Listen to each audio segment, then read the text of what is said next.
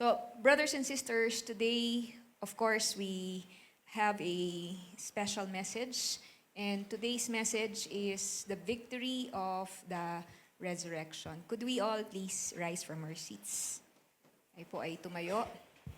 And basahin po natin ang account ng resurrection sa libro po ng Matthew. Let's all read. Matthew chapter 28. After the Sabbath, at dawn on the first day of the week, Mary Magdalene and the other Mary went to look at the tomb. There was a violent earthquake, for an angel of the Lord came down from heaven and going to the tomb, rolled back the stone and sat on it. His appearance was like lightning, and his clothes were white as snow. The guards were so afraid of him that they shook and became like dead men. The angel said to the women, "Do not be afraid, for I know that you are looking for Jesus who was crucified. He is not here. He has risen, just as he said. Come and see the place where he lay. Then go quickly and tell his disciples, risen from the dead, and is going ahead of you into Galilee. There you will see him. Now I have told you." So the women hurried away from the tomb, afraid yet filled with joy, and ran to tell his disciples. Suddenly Jesus met them. "Greetings," he said. They came to him, clasped his feet, and worshipped him. Then Jesus said to them, "Do not be afraid. Go and tell my brothers to go to Galilee. There they will see me." Let's come before the Lord. Our Father God, what a glorious day it is, Lord, for your church to celebrate, Lord, the day of resurrection of our Lord Jesus Christ. Father God, we are filled with so much happiness in our hearts, knowing that our faith, Lord, is true. Our faith is for real because Jesus rose from the dead. He is victorious. He succeeded in atoning for our sins. And because of this, O Lord, each day we live in victory. Each day we live, Lord, according to the power that raised Christ from the dead. Father, we thank you for your grace upon your church, that you have gathered us, Lord, as your redeemed people. Marami pong salamat. We have been purchased by the blood of Christ. And because Jesus rose from the dead, we know, O Lord, that we have been justified. We have been forgiven, and we have received adoption. And we are now heirs and co-heirs of Christ forever and ever. We entrust to you, Lord, the hearing of your word. Please bless your people. Please bless, dear Lord, your word. Father God, please bless, Lord, your church, not only here, but also, Lord, our brethren in Pangasinan. We thank you, we praise you, Lord, for all that you have done and all that you're going to do. To you we give back all praises and glory. In Jesus' name we pray, amen and amen. Tayo po ay makaupo na.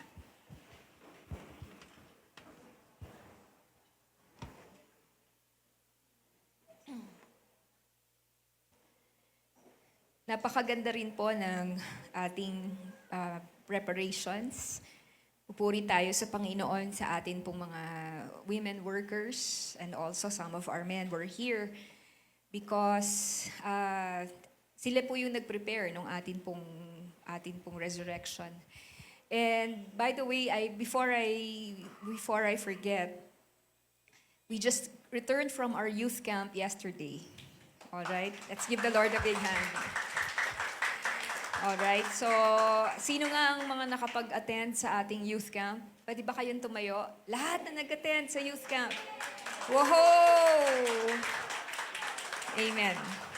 Sige po. Salamat. At they were actually 47 campers. So there were 23 girls, 24 boys who joined us. Some of them, of course, are from Bayambang.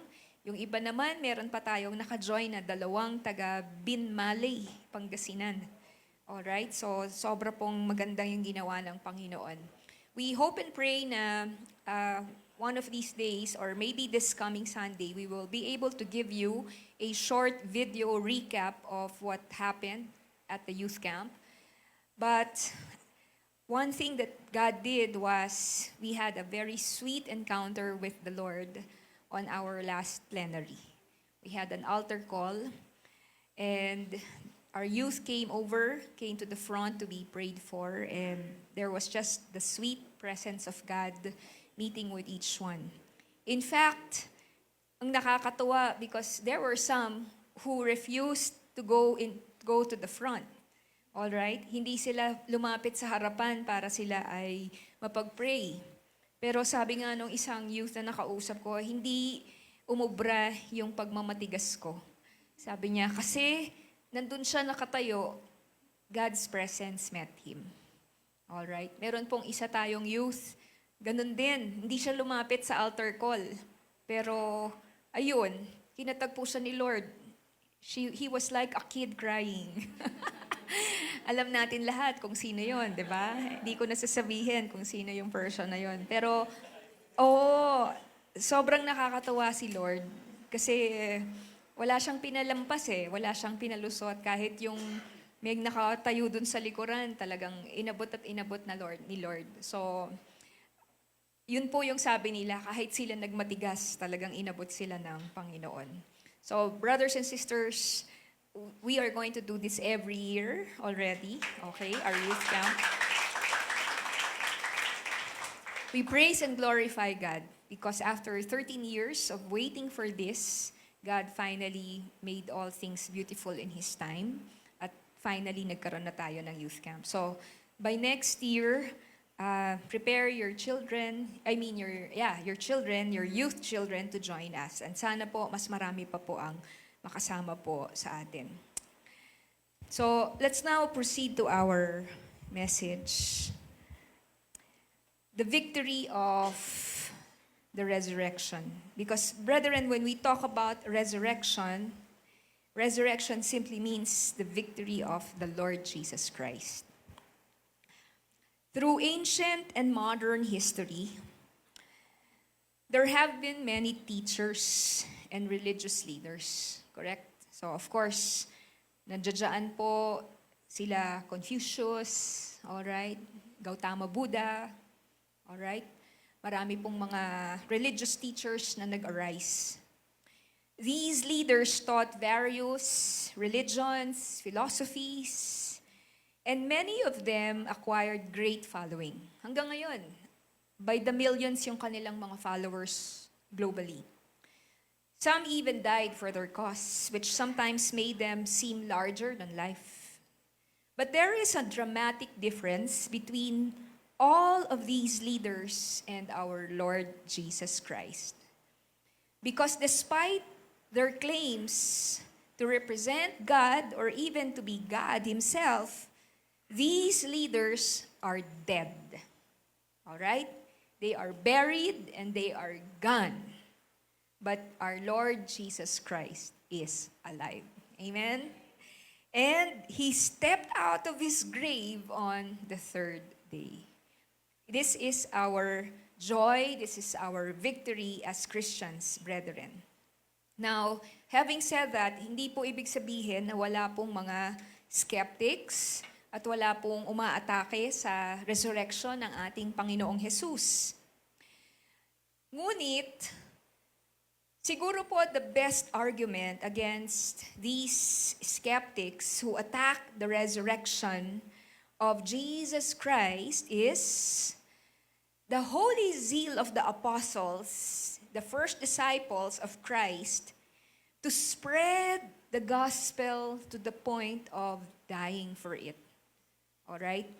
Hindi ko na po i-go through yung mga iba't ibang klaseng mga arguments kung bakit hindi sila naniniwala kay Christ. Alright? I think I have mentioned that in the past sa mga iba nating Resurrection Sundays.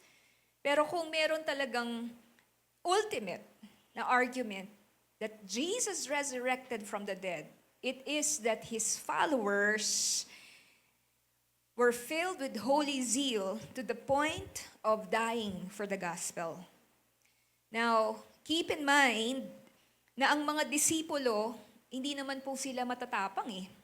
Kung maalala po ninyo, si Pedro po, kanya pong itinatwa ang Panginoong Jesus ng 3 beses nung siya po ay ipapako na sa krus.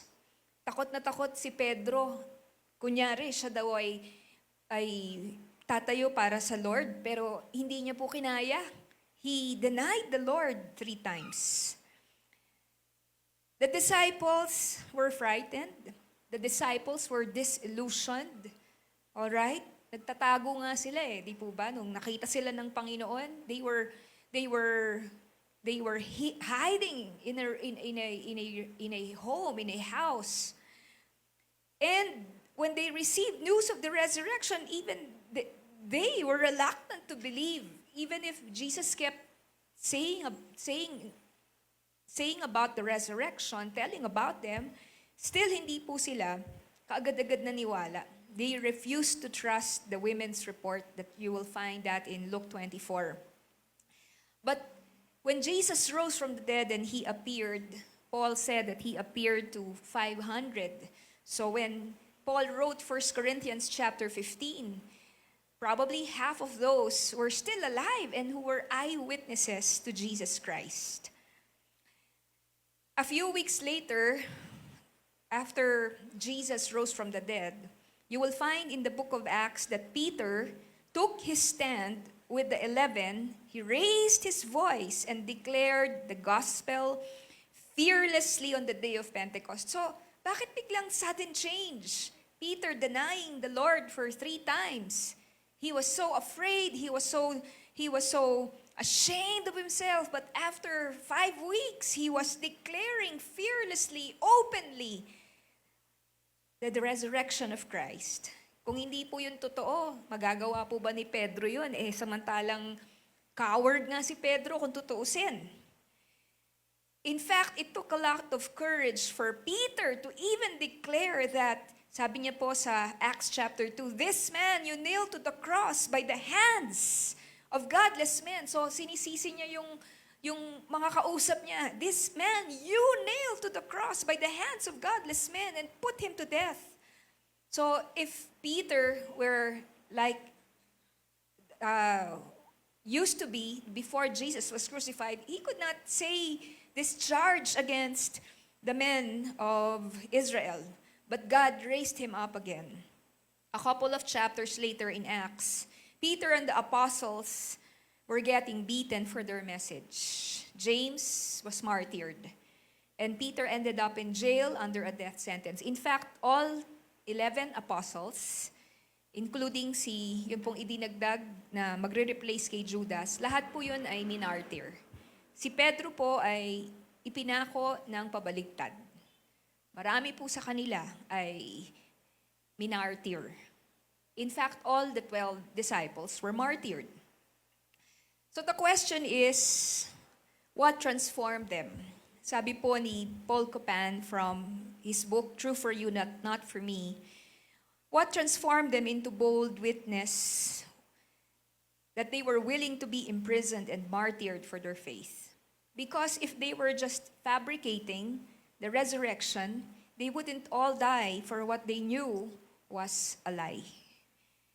Sure, people die for lies and ideologies all the time, but not for lies that they themselves have invented. Correct? Wala namang taong alam niya sa sarili niya, niloloko niya yung sarili niya, tapos mamamatay siya doon sa lie na inimbento niya. Wala pong ganun, di po ba?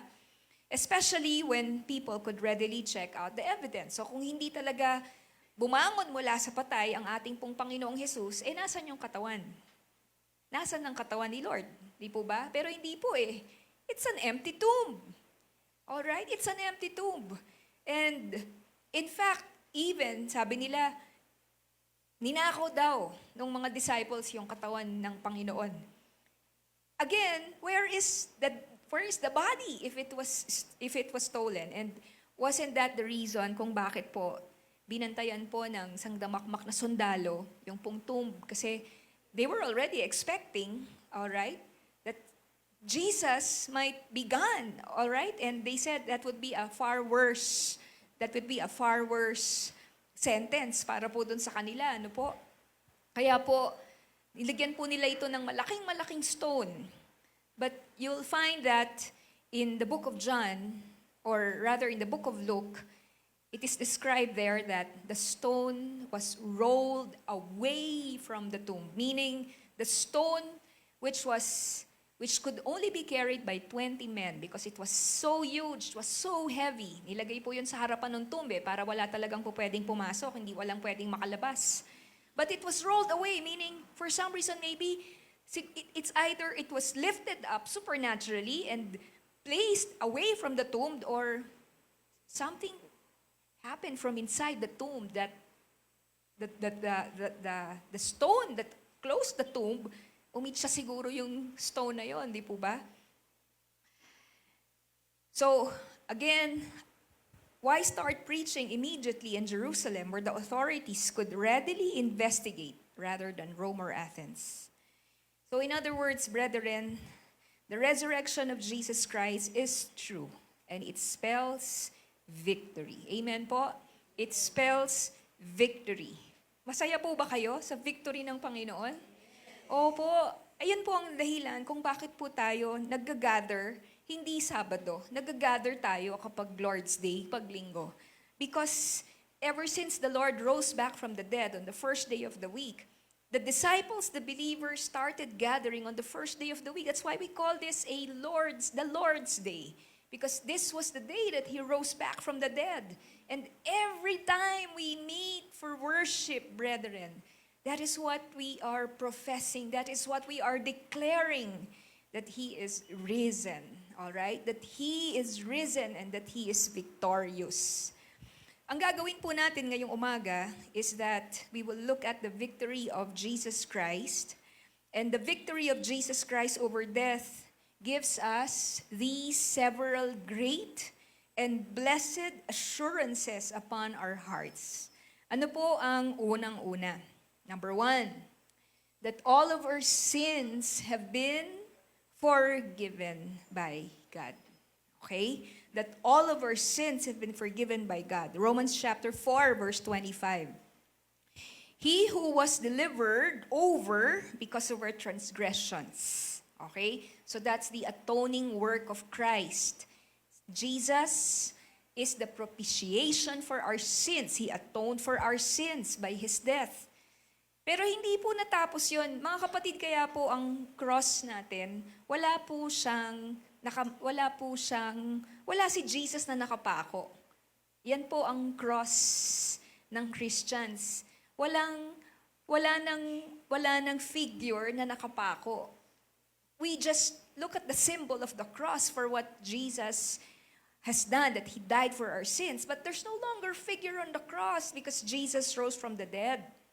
Kaya sabi po dito, He was raised because of our justification. Ano po ba ang ibig sabihin nun? The resurrection of Jesus Christ is the greatest single affirmation of the Father's approval of the saving work of Jesus. Alright? So when the Father raised Jesus from the dead, the Father was affirming that Jesus accomplished what He had gone to the cross to do. Ibig sabihin po, the wrath of God, the justice of God was satisfied. All right? That Jesus was rose from the dead, it means that it was successful. That His atoning work was finished. Kaya po, tetelestai, it is finished. It is complete. There is no need to repeat that again. When we were on our way to Capas Tarlac, kasi nga po, dumating po kami Thursday eh. Ang dami po naming naka-witness na mga nagpepenitensya. Nakakaawa po. And at the same time, nakaka-burden. Kasi hindi po nila alam na hindi na nila yun kailangan gawin eh. Ginawa na yun ng Panginoon. Namatay na si Lord, hindi na natin yun kailangang ulitin pa.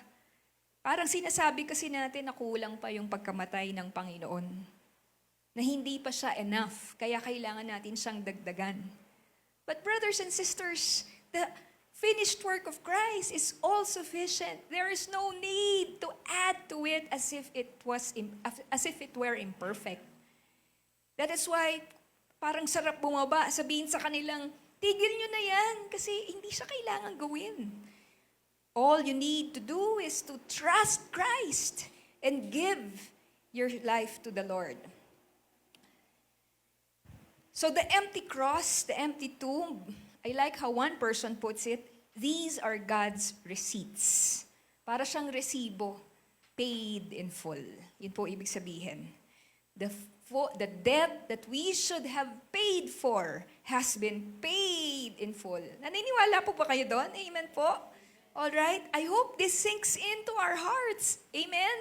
That our debt, yung utang natin, yung kamatayan na dapat tayo po ang magbabayad po noon. Bayad na siya. Finished na siya. Alright? And that's proven by the resurrection of the Lord. Now, what does this mean for us? That because He lives, God can now credit the righteousness, all right, that is provided to the account of every person who responds by faith to the offer of free salvation. Yun po ang ibig sabihin po nun. Because Jesus Christ lives, anyone who puts his faith in Christ will receive that righteousness through Christ. Brethren, Christ is not dead. You cannot have a living faith if all you have is a dead Savior. 1 Corinthians 15 says, and if Christ has not been raised, your faith is futile. Walang kwenta. Walang gamit ang iyong pananampalataya. Hindi ka pa rin napatatawad. You are still in your sins. He lives forever, and He therefore saves forever everyone who puts his trust in Him. Amen po? So if you have received Jesus Christ as your Savior by faith, His resurrection is your guarantee that your salvation is secure. Ang iyong kaligtasan ay sigurado dahil nabuhay namang muli ang Panginoon pagkatapos ng 3 araw. So that's the first, that all of our sins have been forgiven by God. Of course, when we sin today, because we are already children of God, pag nagkakasala po tayo ngayon, hindi na po tayo nagkakasala nang hindi pa tayo po pwedeng mapatawad ng Panginoon. Ano po? Pero kinakailangan po tayong humingi ng forgiveness pa rin. Kailangan pa rin po tayong mag-confess. Because now when we sin, we're sinning against God's love. Alright? God will not anymore punish us because He already punished Jesus. But can you imagine if despite the love of God and of Jesus, we still continue to hurt the Lord by sinning, then we are already hurting our Father. We are already hurting God. Alright? Because we already know that He died and was resurrected for our sins. Pero mamaya makakita po natin yung victory over sin. Now the second one is this. The next blessed assurance of the resurrection is that Jesus Christ is the Son of God. Romans chapter 1 verse 4. And who through the Spirit of holiness was appointed the Son of God in power by His resurrection from the dead, Jesus Christ our Lord. Jesus Christ's resurrection confirms the divinity of Jesus Christ. It confirms the divinity of Jesus Christ, that He is God. Amen? Jesus is God. Jesus is Lord. Christianity would not be the truth from God, okay, if God didn't raise Jesus from the dead. But because He rose from the dead, He has therefore been declared to be the true Son of God. Acts chapter 1 verse 24.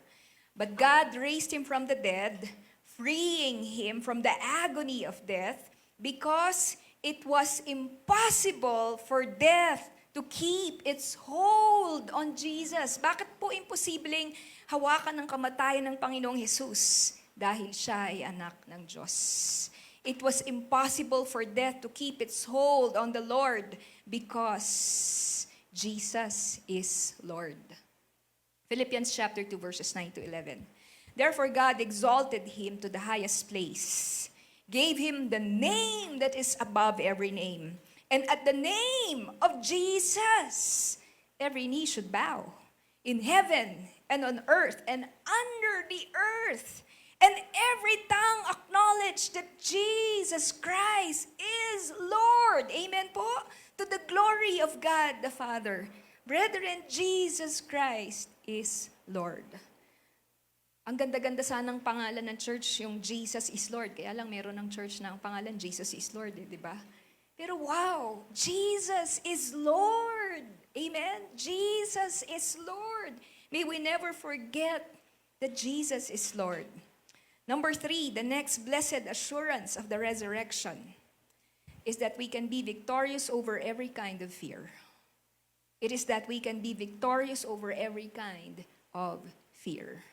Whatever fear that is, my dear brethren, fear of death, fear of condemnation, fear of trials today, fear of worries, fear of anxieties and worries. In Romans 3:34, who is the one who condemns? Okay? Do you fear condemnation? You should fear condemnation if you're still not a Christian.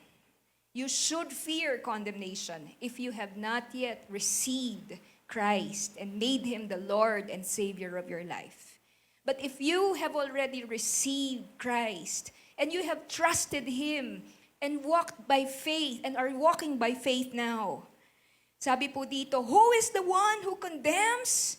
Christ Jesus is He who died, yes. Rather, who was raised, who is at the right hand of God, who also intercedes for us. Ang ibig sabihin po nito, if you've responded in faith to the gospel, the Bible says, nobody can ever condemn us anymore because Jesus Christ rose from the dead. And He is now in heaven, very much alive. And what is He doing there in heaven?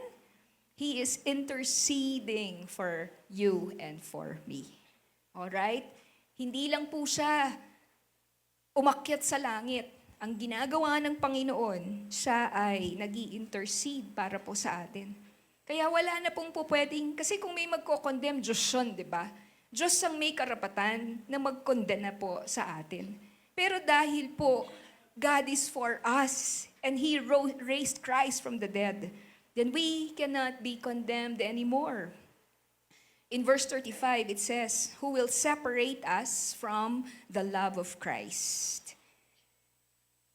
Will tribulation, ibig sabihin ng tribulation, mga paghihirap, distress, persecution, famine, mga ano po to, mga extreme scenarios po ito, nakedness, peril, or sword. Pero ano pong sabi sa verse 37? But in all these things, we overwhelmingly conquer. How? Through Him who loved us. Brethren, if Jesus were not alive, we cannot conquer. If Jesus were dead, then we are lost forever. But Christ lives, and He lives to save, and He lives to love us forever. Naniniwala po ba kayo ron? Christ lives to save and to love us forever. We shall therefore never be separated from the love of Christ. Amen? If Christ were dead, then we don't have protection. We have no shield. We have no safe refuge. We have no stronghold. All those promises we read in the Bible cannot be true anymore because Christ is dead. But because He lives through faith in Him, the Bible says we are more than conquerors. That is why we can overcome our fears because Jesus saved us, Jesus resurrected from the dead. Or maybe we fear death. Maybe we fear death. But the Bible says in 1 Corinthians 15, sabi po, when the perishable has been clothed with the imperishable, sa Tagalog, kapag yung nabubulok ay pinalitan na ng hindi nabubulok, and the mortal with immortality, pag sinabing mortal, di po ba namamatay?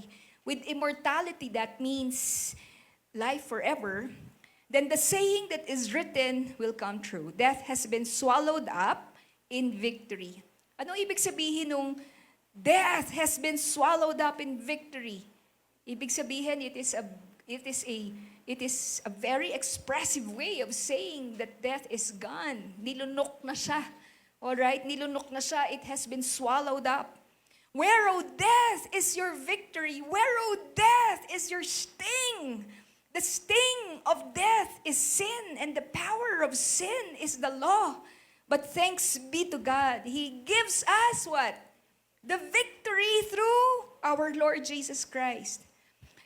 Brethren, what is the great assurance for us believers? Kasi nasabi po kasi rito sa verse na ito, ang kasalanan po is the power that holds a person in death. Okay? It is sin that holds a person in death. May kasalanan ka, patay ka. Magbayad ka, mamamatay ka. May sala ka eh. Yun po yun eh, no? Kaya po, meron pong hold yung death. Kasi, you committed a crime. You committed a sin against God. And the law says, the wages of sin is death. Death only exists because of sin. So when Jesus rose from the dead, He broke the power of sin for all time. Yun pong ibig sabihin po noon. Ibig sabihin po, yung kasalanan na dapat ay binayaran, nabayaran siya ng Panginoon. Okay? At dahil ang Panginoon ay walang sala, siya ay perfect, innocent substitute, hindi siya kinakailangang mamatay forever. Because He's the Son of God who is perfect, He rose from the dead. Ito po, and see us, since we are attached to Jesus by faith, since we hold the receipt that shows our sins have been paid for, we will also not stay dead either. It is impossible for us to be held in the power of death because it was impossible for Christ to be held in the power of death. Death has therefore lost its hold on you and me. Amen? Ito po ba ay atin pong sinasariwa sa ating mga puso araw-araw? Yes, physically we weaken. We are in this aging body, sabi nga po, 'di ba? Bodily we are being corrupted, no? Yung our bodies are being corrupted, nabubulok yung ating katawan. But inwardly we are being transformed from glory to glory, and when we die, we will not have an eternal separation from God because we will go to heaven with the Lord at once. Death has been swallowed up in victory because of the resurrection of Christ. Now, the next one. The next blessed assurance. Ang dami po, di ba? Nakatatlo na, punong-puno na nga yun eh. Kung tutuusin, pero hindi pa eh. 7 po kasi ito. The next blessed assurance of the resurrection, number 4, is that God, anong sabi po rito? Has the final say over all the sin and the brokenness in this world. Brothers and sisters, there is just so much, Lord, there is just so much that can cause you to feel down and depressed. Dahil po, dun sa hyper-connectedness ng mundo natin ngayon, na lahat na lang ng bad news alam mo. Di ba? Lahat na lang nangyayari, pwede mong malaman. Too much already, that actually it's not anymore healthy sometimes because over-information ka na eh, no? Info-overload ka na. And you see all this sin and brokenness. Pero ito po, in 1 John 3:8, the reason the Son of God appeared was to destroy the devil's work. Okay? Brethren, the devil has been defeated already. His days are counted. Bilang na ang mga araw ni Satanas. And when his time is up, which could be any time, Do you agree with that? Do you understand? It could be anytime. Because anytime Jesus could return. Alright? Kaya po, double time, triple time ang kaaway. Sa mga believers, kung paano niya po atakihin, i-persecute ang mga believers dito sa mundong ito, paano i-deceive ang mga taong wala pa sa Panginoon. Because why? When His time is up, Christ will usher already His eternal kingdom. In Acts chapter 17, verse 31, for He has set a day when He will judge the world with justice by the man He has appointed. Okay? Now, look at it. Look at this first, all right? There is going to be a day of reckoning, a day of accounting. Don't ever forget that. Don't ever miss that out, because that is the truth. That there is going to be a day of reckoning. Are you prepared for the day of reckoning? Are you prepared for the day of accounting before your Creator? Because it's going to happen. All right? The Bible says He has put eternity in our hearts. We know for a fact, hindi po tayo magiging, hindi po tayo bastang ma-annihilate po tayo. Hindi po eh. Hindi po tayo parang mag-i-in limbo yung ating kalawa. Hindi po. It's either we're judged to hell or we're saved and we have crossed to life.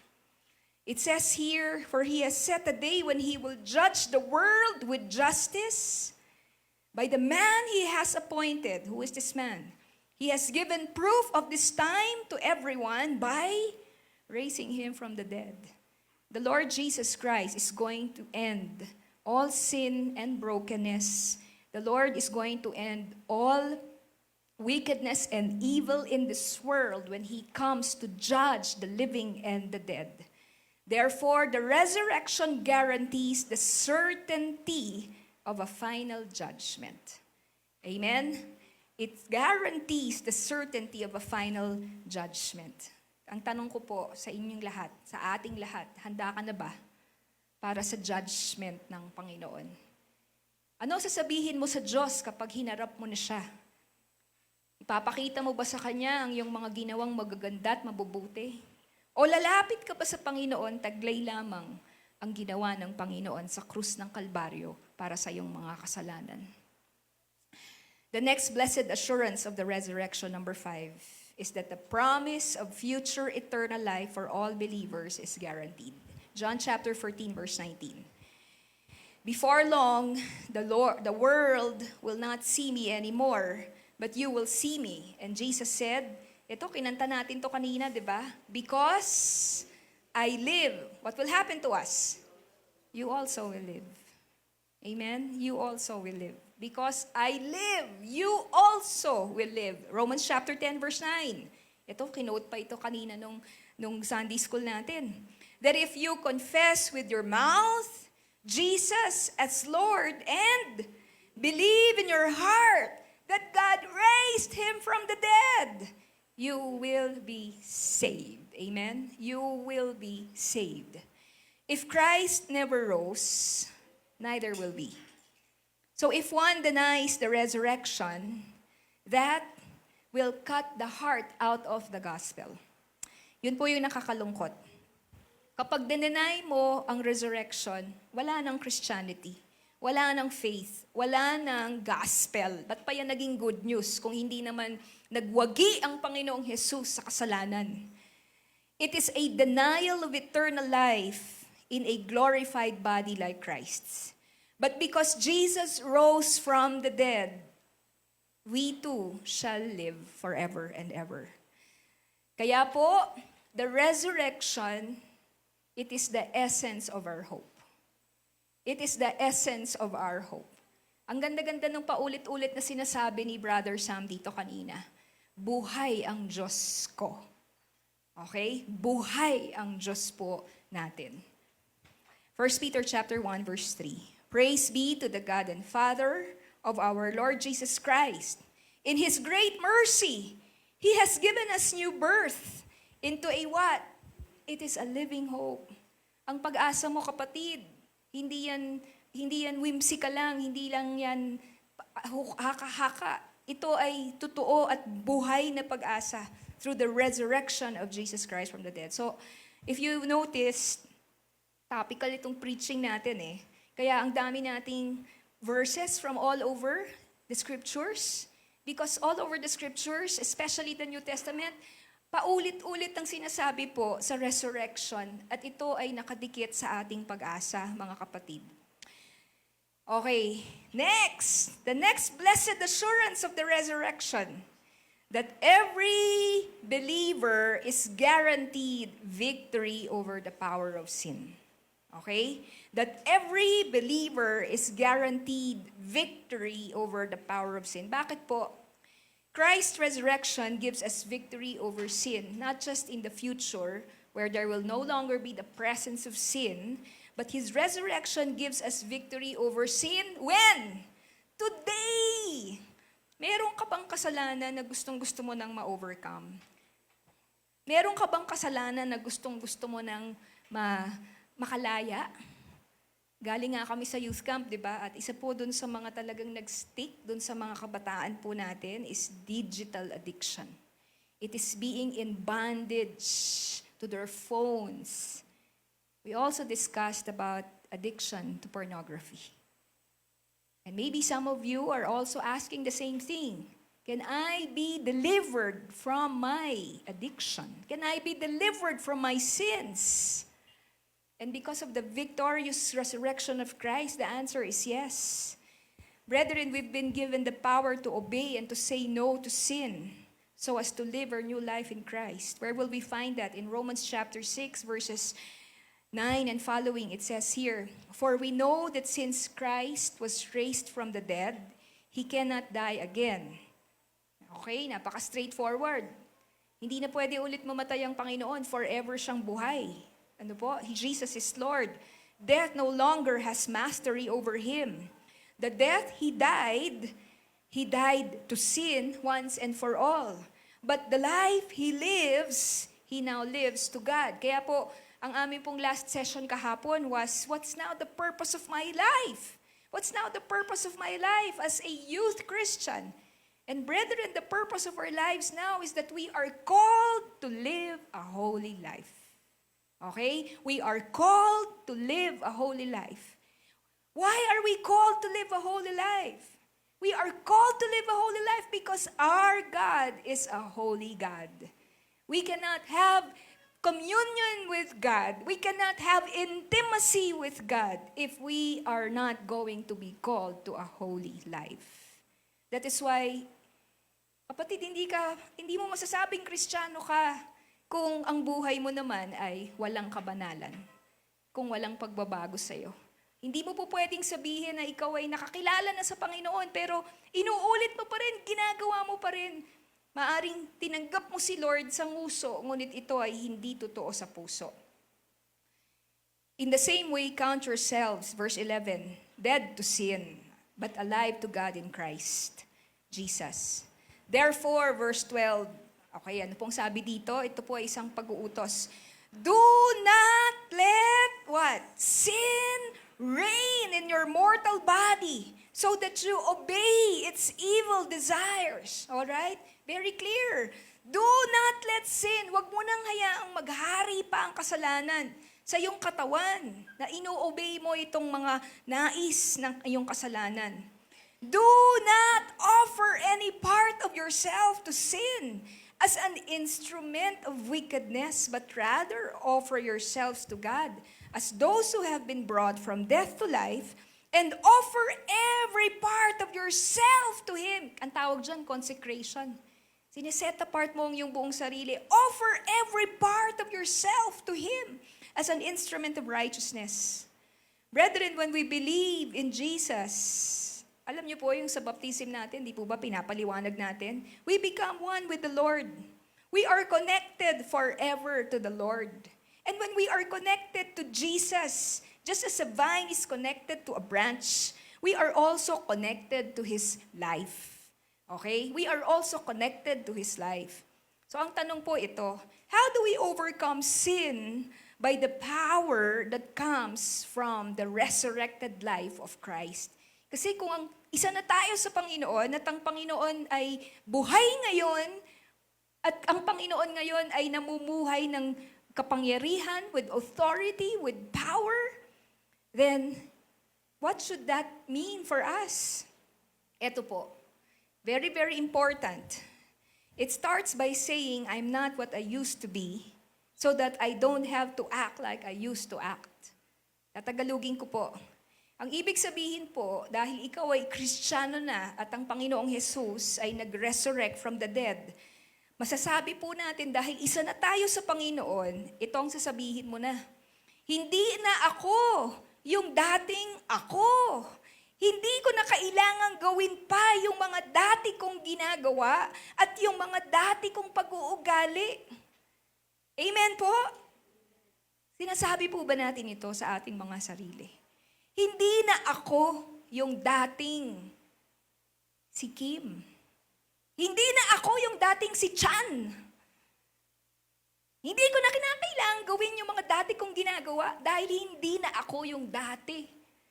That's what it means. Amen po? Kasi namatay ka na sa iyong kasalanan. Namatay ka na kay Kristo Jesus. At ikaw ay binago na at ikaw ay ni-resurrect na with the Lord.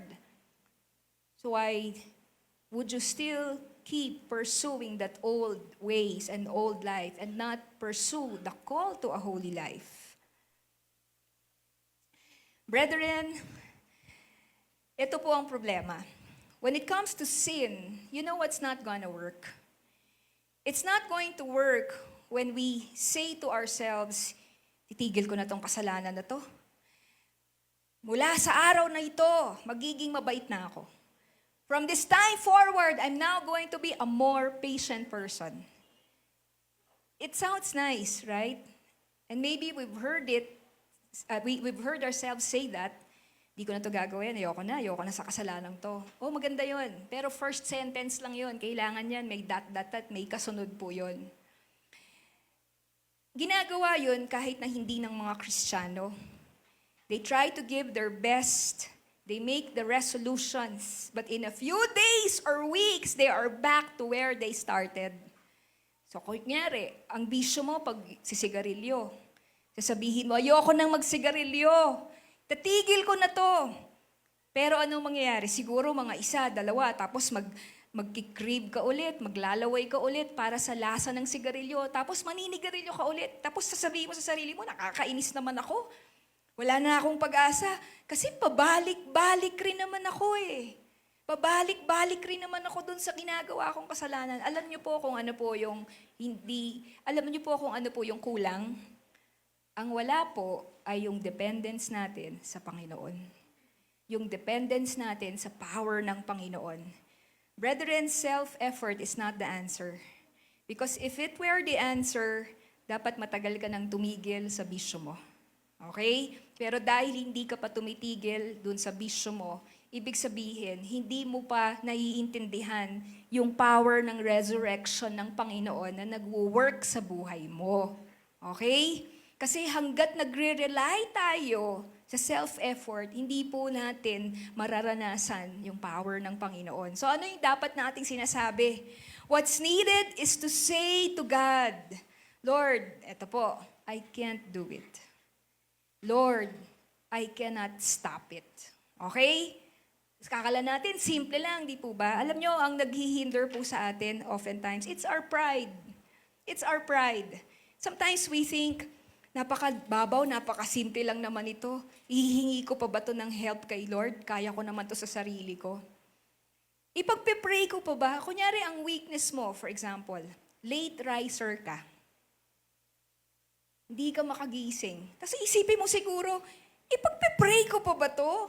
Kakahiya naman sa Panginoon. Ang babaw-babaw naman ito. Ipagpe-pray ko pa ba to? Mga kapatid, lahat pinagpe-pray. Amen? Lahat hinihingi sa Panginoon. Siguro sasabihin natin, hindi na ako kakain ng taba. Kahit kailan, hindi na ako kakain ng sweets. Hindi na ako kakain ng carbs. Okay? So, kunyari lang po yun, sample. Hindi na ako kakain ng mga bawal. Tapos, hiningi mo ba kay Lord? Ipinagdasal mo ba sa Panginoon? We need to rely on the Lord even for the smallest efforts. Even for the smallest changes. Amen po? Kasi mga kapatid, wala eh. Hindi talaga natin kaya. If we think, para ito lang, hindi ko pa mabago yung sarili ko. Para simpleng disiplina lang sa pagkain, hindi ko pa mabago sa sarili ko. Alam niyo po, continuation lang nung sinashare namin tungkol dun sa, dun sa health, naging health scare ko nga few weeks ago. Alam niyo po, tutuwa ako sa Panginoon kasi araw-araw nag-exercise na ako. Nax. Nagpalakpakan pa. Wow, thank you. Okay. Tapos yung person na nag-recommend sa akin ng workout, okay, so naging fitness buddies kami. So, I message her and I tell her, nag-workout na ako, nag-workout ka na? Okay. So, I do it, hindi ko nasasama si Brother Emma kasi siya masipag siya mag-workout eh. So ako if your first name first person basis ko na muna. So natutuwa ako kay Lord kasi consistent na ako twice a day. In the morning and in the afternoon I work out. All right? And yung fitness body ko, sabi niya, Nina, kasi inaanak namin siya. I'm so inspired and you know what? I tell her, si Lord to. Amen? Si Lord to. Si Lord lang ito. Ganun po mga kapatid pag may nagbabago sa atin. Hindi mo sasabihin, kinaya ko siya. Hindi mo sasabihin, nagbago yung diet ko, nagbago yung ginawa ko kasi ang galing ko eh. Kasi dinaan ko sa self-discipline, sa power. Hindi, ang gagawin natin pag binabago tayo ng Lord, pag change na tayo ng Panginoon, alam mo na hindi ikaw yun. Alam mo, kasi pag ikaw, natatakot ka kasi momentary lang eh. Bukas magre-relapse ka ulit. Pero pag nagtutuloy-tuloy yung pagbabago, you always give the glory to God. You always say, hindi ako to, si Lord ito. Alright? Brethren, it's the power of God. I know that many of you are addicted to something and you really, really want to change. I know that. Many of you are tired maybe of yourselves. Sawang-sawa ka na sa sarili mo. Siguro, pinagsawaan ka ng ibang tao, pero kung alam lang nila, masawa ako sa sarili ko. Alam niyo po yun? Di ba? Kung sila nagsasawa sa akin, masawa ako sa sarili ko. Pero mga kapatid, call upon the Lord. Call upon the Lord. Don't let pride get in the way. For every small change, ask for God's help. For every small change, don't tell yourself, lit-lit lang nito, hindi ko pa ipagpipray ko pa ba? Nakakahiya naman, para namang babaw-babaw ko naman, tanda-tanda ko na, may struggle pa ako sa porn. Di ba? Tanda-tanda ako na, may struggle pa ako sa ganitong issue. Pero hindi po eh. Kinakailangan po nating isurrender yun sa Panginoon. Ihingi po ng tawad sa Panginoon at ihingi po ng grace and power of God to work in us. We can say, God, Father, I thank you that you've already given me the victory in Christ. Because Christ rose from the dead, you've given me the power I need to live above this sin. Ephesians chapter 1, verses 18 and following says, I pray that the eyes of your heart may be enlightened, in order that you may know the hope to which He has called you, the riches of His glorious inheritance in His holy people, and His incomparably great power for us who believe. That power is the same as the mighty strength He exerted when He raised Christ from the dead and seated Him at His right hand in the heavenly realms. What does this verse say? What kind of power is in us who believe? His incomparably great power. Brethren, it's that power that will hold you through suffering. It is that power that will hold you through persecution, difficulties, hardship, poverty. It is that power that will hold you in times of suffering. And it says here that that power is the same as the mighty power that God exerted when He raised Christ from the dead. It's the same power that resides in us. We need to rely, therefore, on the power of Christ for every small step, for every small change. Amen! Nahirapan ka ba mag-quiet time? Nahirapan ka ba magbasa ng Bible? Nahirapan ka ba mag-pray? Don't do it on your own. Rely and pray. By faith in Christ, we can walk away from sin and be victorious. And the last one is this, the next blessed assurance of the resurrection is that every believer is granted power for ministry in the work of the kingdom. Pagkatapos po na umakyat ang Panginoong Jesus sa langit, ipinangako po niya sa kanyang mga disipulo in Acts chapter 1 verse 8, "But you will receive power when the Holy Spirit comes on you, and you will be my witnesses in Jerusalem and in all Judea and Samaria and to the ends of the earth." Brethren, these disciples were nobodies. They were uneducated. They were fishermen. They were common people. They were not religious leaders. They were ordinary. And yet they turned the whole world upside down. After Christ rose from the dead, the disciples were empowered to share the good news, to work miracles, to overcome persecution and opposition. Power characterized their ministry, and so should ours today. Amen. 1 Corinthians chapter 15, verse 58. "Therefore, my dear brothers and sisters, stand firm. Let nothing move you. Always give yourselves fully to the work of the Lord, because you know that your labor in the Lord is not in vain." Mga kapatid, ang resurrection ay hindi lamang meron siyang assurance para sa ating future.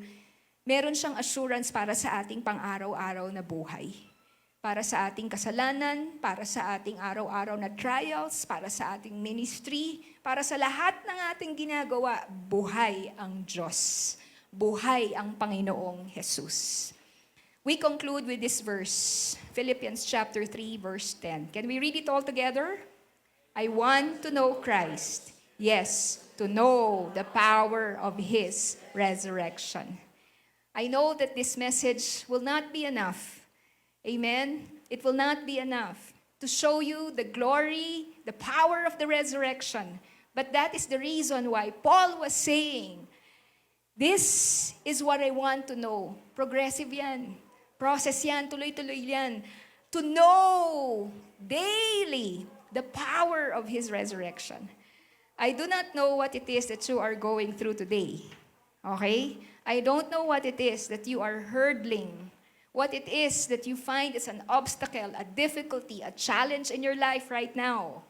But this morning, the Lord reminds us that He is victorious. We do not tap in our own strength, but we tap in the resurrected in the resurrected Christ, in the power of the resurrected Christ. Siguro para mas lumalim pa, that power of Christ that rose Him from the dead is the Holy Spirit. And the Holy Spirit dwells in us. Ephesians chapter 3, verse 20. "Now to Him who is able to do far more abundantly, beyond all that we ask or even imagine," and what's the next? "According to the power that works within us." I don't know what struggle you have, maybe small, maybe big. Ano yung change na gusto mo nang mangyari sa buhay mo?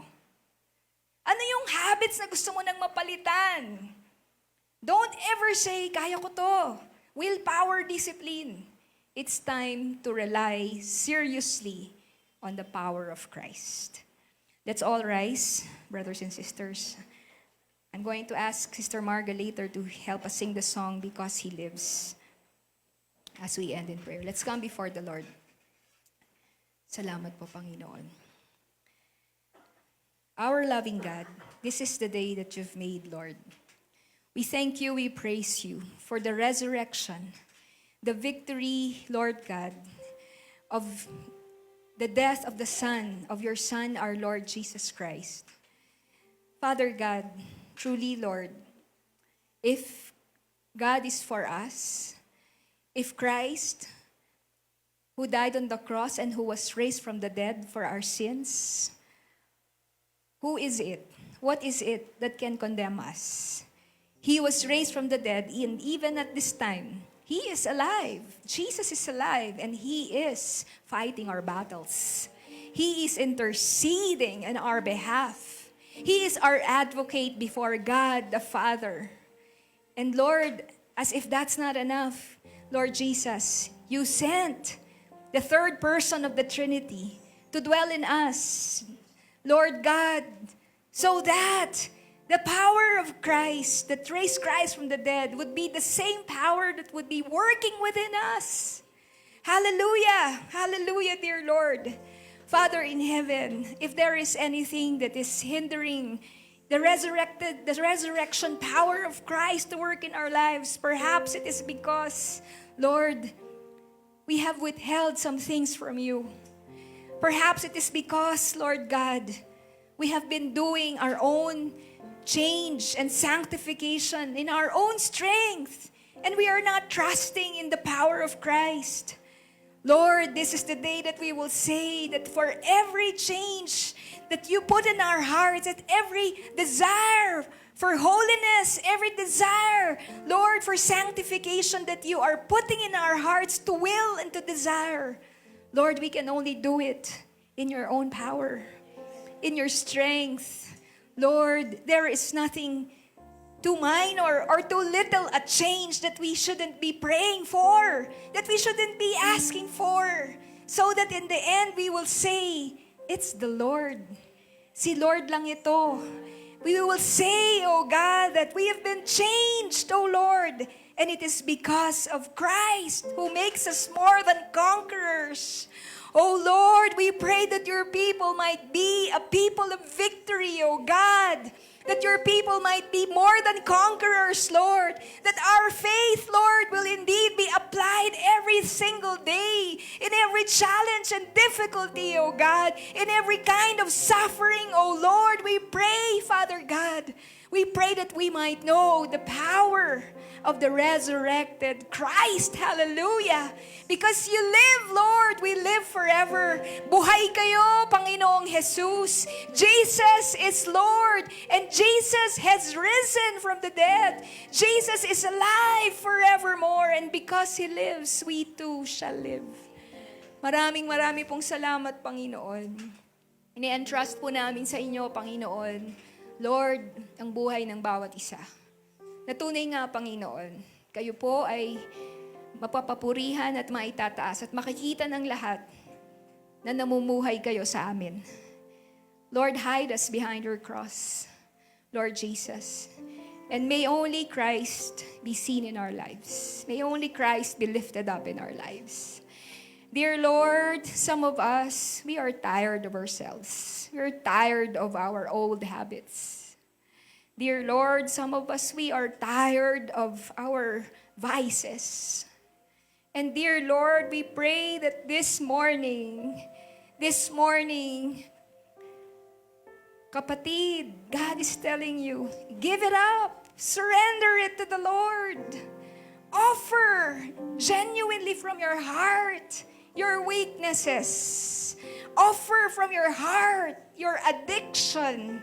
Offer to the Lord from your heart the sins that entangle you from walking in the light. Right at this moment, if this is your prayer, I want you to raise your hand to God. And I'm going to help you pray. Salamat po, Panginoon. Right at this moment, raise your hand to the Lord. Just you and the Lord. Just you and the Lord. Forget the persons, your family members. Just you and the Lord. Amen. I want you to talk to God right now. Tell God about your sin.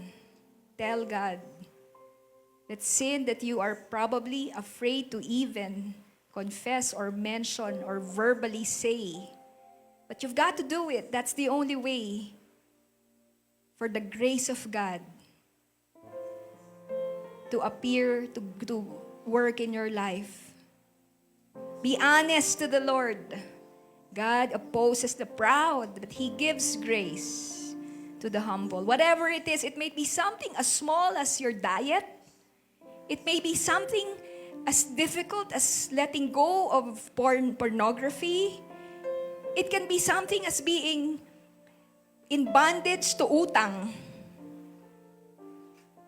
Maybe it is being reckless or impulsive when it comes to buying things. Maybe it's the sin of being critical.